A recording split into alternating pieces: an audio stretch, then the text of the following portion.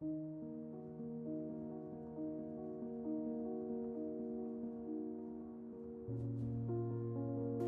I've been working with the watercolor medium since my architecture school days. So yeah, that in turn is roughly about 20 years or so already.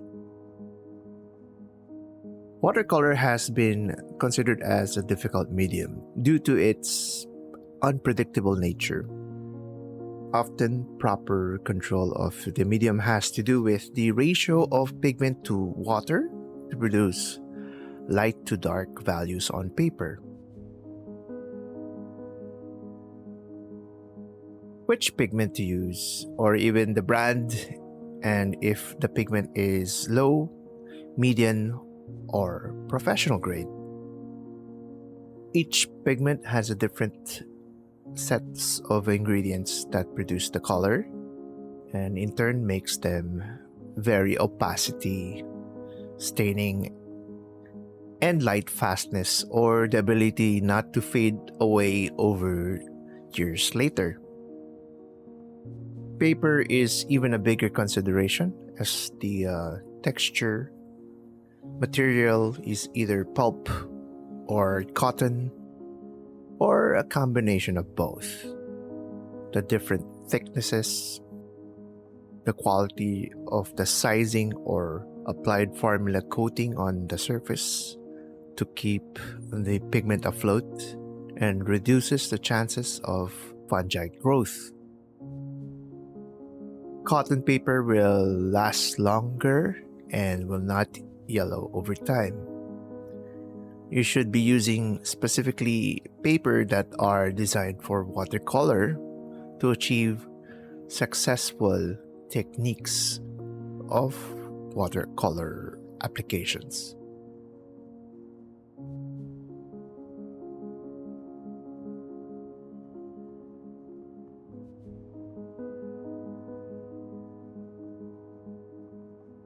Another consideration are brushes to apply and control watercolor pigment mixes onto watercolor paper. Watercolor brushes are like the magic wands that transport pigments and water to take away from and where to apply these liquid mixes. They even come in various sizes, shapes, and materials. Like if it is made of nylon or even different types of animal hair. Stiffness or softness of the brushes also affect the type of watercolor application or style you are trying to do.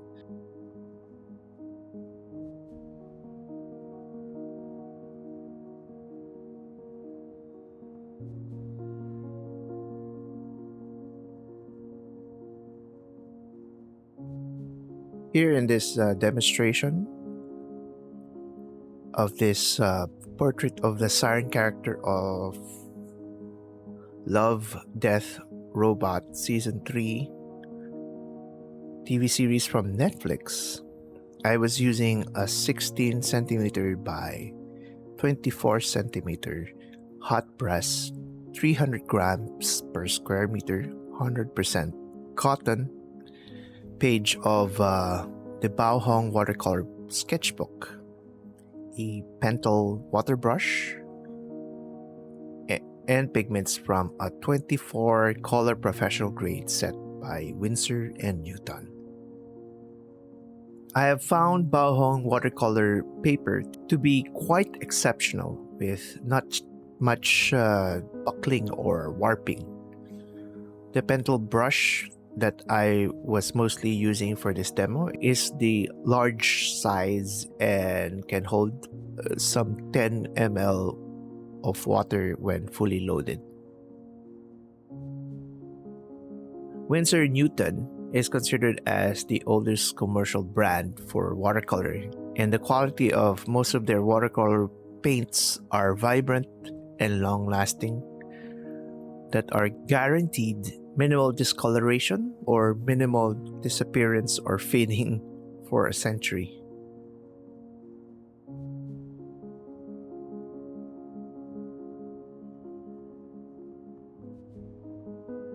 Now, having the right paper, brushes, and pigments will not make anyone instantly become good watercolor artists. Your drawing ability is also a factor. Most likely, you have to be already good at drawing if you are trying to achieve illustrating what you see in real life or a sense of realistic imaginary illustrations. Other things about drawing are composing, anatomy, proportions, color theory, drawing in perspective, shading and shadow rendering, and other things that I may have not mentioned here. You need to understand the nature of this water medium, the amount of water to pigment when pre-mixing before applying that mix on the dry or still wet surface of the paper, the timing of when to work on certain wet surfaces, and learn to accept accidents that may come along the way, as you can notice with this demonstration. Often you would see me drying my brush on the cloth or rag and squeezing water out of the water brush. I am removing from and loading pigments very quickly onto the brush, which is made of nylon or plastic. Mixing colors on the mixing surface, then brushing the mixes onto the surface of the paper.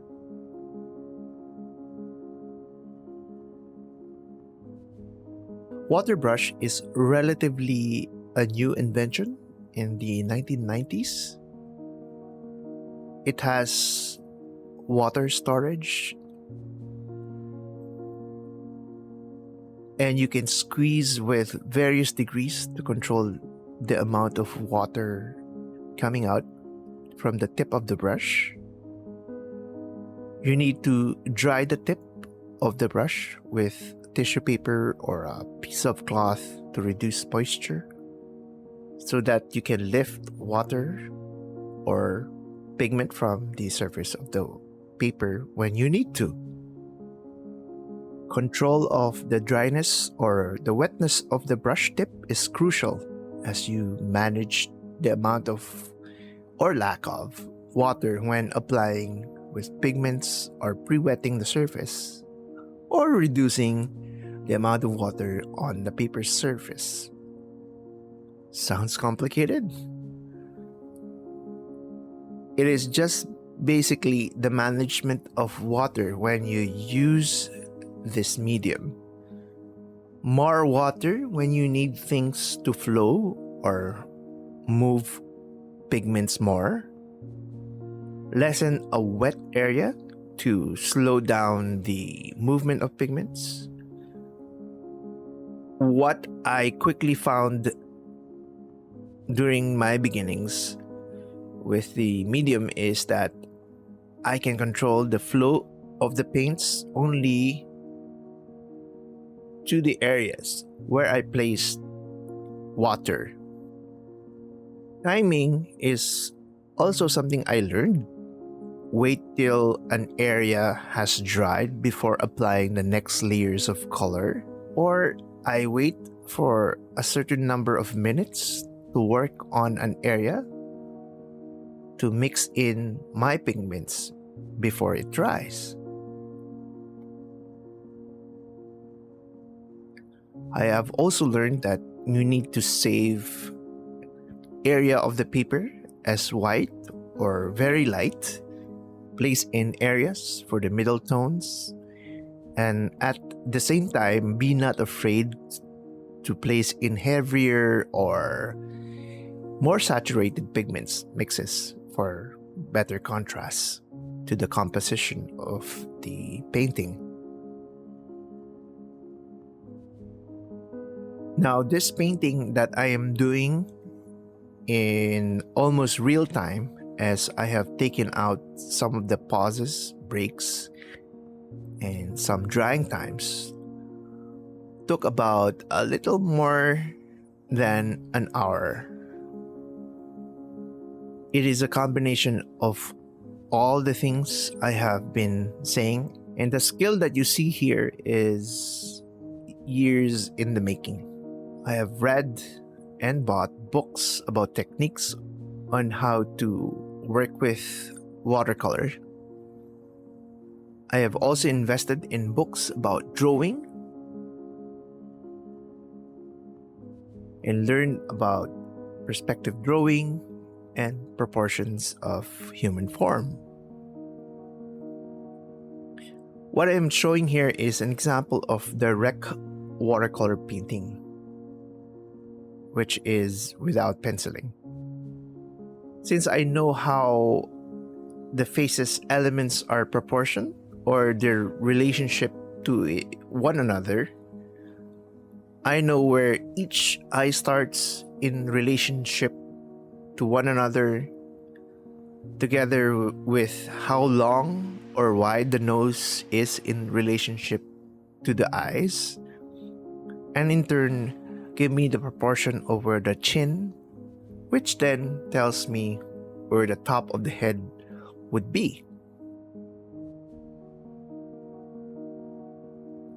I am referencing this image from a picture from the show. However, I am not tracing the outlines of the image, but rather just loosely replicating an impression of that image.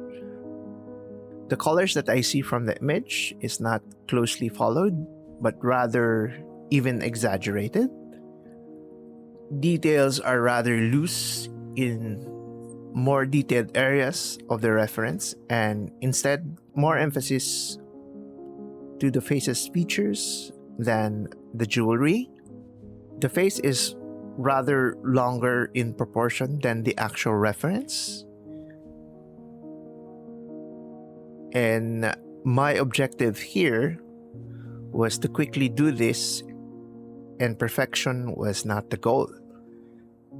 I might as well trace from the actual image of the reference if this was the case.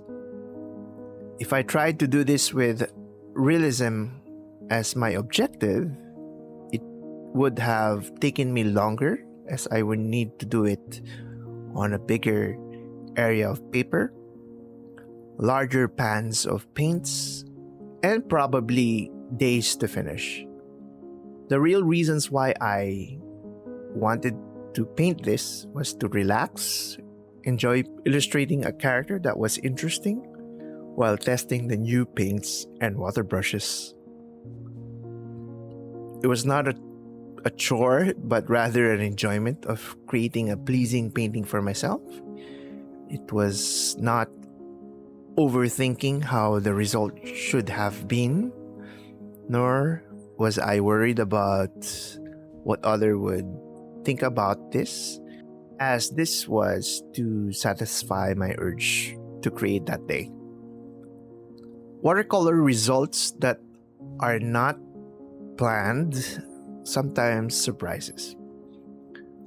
Uncontrollable pigment accidents happen, and I saw some as wonderful accidents that add to the result of the painting. I don't ever see this happening when I'm using other mediums like pencil or in digital painting or drawing. Not being in control is a scary thought. However, as I've been practicing watercolor for many years, I have learned some predictability of the medium without having to think hard about it.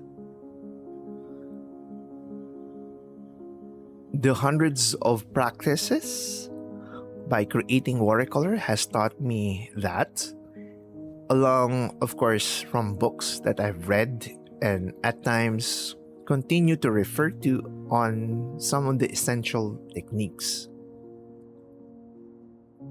Books were my main source of learning and being inspired by other watercolor artists.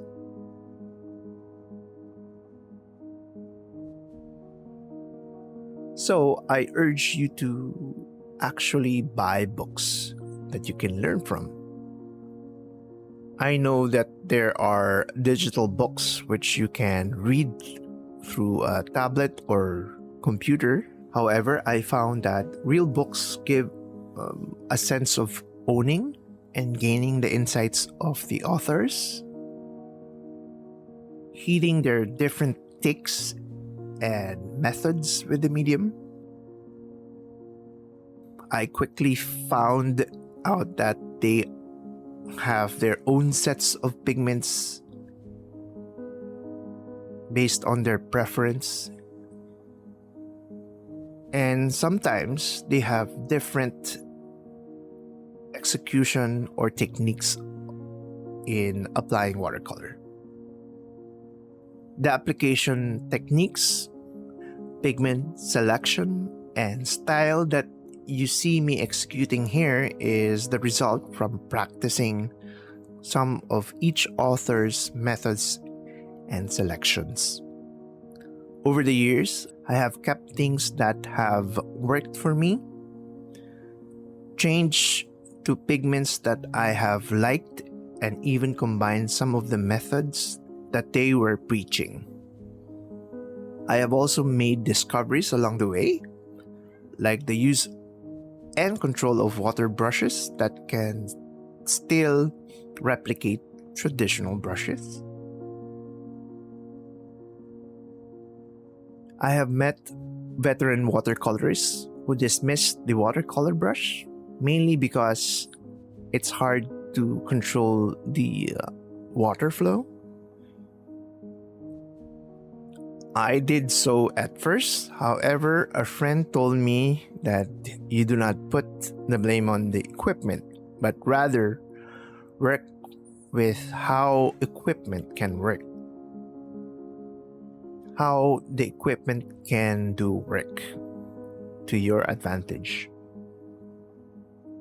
With practice, I found that control of the water flow is with the correct squeezing pressure. Removing water from the water brush tip is the same principle as traditional watercolor brushes with a rag or tissue paper. Avoid squeezing when not needed. I still use traditional nylon and natural hair brushes. However, a water brush brings convenience of having to apply water flowing out of the brush, especially for sketching on location or urban sketching by just standing up to sketch with watercolor with a small sketchbook. One of the biggest downside of water brush is that you need to totally clean it regularly to prevent clogging, with some pigments being deposited inside the flow mechanism. Only recently, I have started using hot pressed or smooth textured paper, like the more affordable Baohong 100% cotton watercolor sketchbook I am using here. From the start of my watercolor endeavor, I have used cold press, or the in-between of rough and smooth. Hot press, on the other hand, has been wonderful, giving me some clean, smoother, and less granulating results. Not all will like the look of the results with the smooth surface, as pigments tend to be more in motion or loose. It can be more unpredictable than something that has a more textured surface. As I mentioned, this is 300 grams per square meter, or what's considered as the middle thickness of watercolor paper. Others are thinner at 185 grams per square meter, and the thicker 600 grams per square meter. For context, I would like to mention that a regular paper, printer paper, is somewhere between 70 to 90 grams per square meter.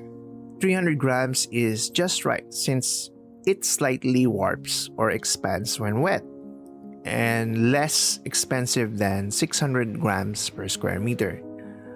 I've been using Arches or Arch brand for decades now, which is rather considered as expensive but an excellent watercolor paper. However, the Baohong brand seems to be good quality and perform as well with a relatively lower affordable price range than the more established brands. Good watercolor paper with the right texture is the number one consideration in my experience, next to pigments and brushes. I can understand that the student grade pulp or with a percentage of cotton content paper material is important for budget considerations. However, if there is one area that should not be compromised, is good 100% cotton paper that has properties that can stand multiple brush strokes without tearing into tiny balls of paper. You can prolong a wet area even longer without the paper disintegrating because of oversaturation. Watercolor pigment brands and individual colors can be overwhelming. Questions like which ones to pick and how many. You don't need much actually. You may see me have 30 pigments in this example. However, as you might notice, I only use some 8 and at most 12 colors. My advice is to get a starter kit, familiarize with controlling values. In fact, start out with just one color like burnt sienna or burnt umber brown to get familiar with value or consistencies control. This is the pigment to water ratio, so you know how to apply light, middle, and darker tones. While American or European professional or artist grade watercolor are quite expensive than student grade by about 3 to 4 times the cost. The advantage of professional grade watercolor is that these are the highest and non-compromising quality of pigments. I highly advise students to get them.